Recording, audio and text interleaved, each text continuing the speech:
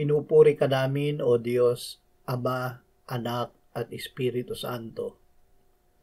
Salamat, Ama, na ibinigay mo sa amin si Jesus na iyong anak, na namatay para sa aming kasalanan, iyong muling binuhay, iniakyat at iniluklok sa iyong kanan sa langit.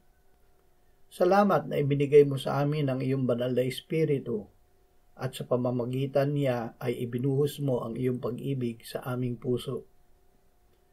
Salamat, Panginoong Hesus, na ibinigay mo ang iyong sarili para sa amin upang kami ay maging iyong sariling katawan na banal, malinis, walang mantsa o dungis.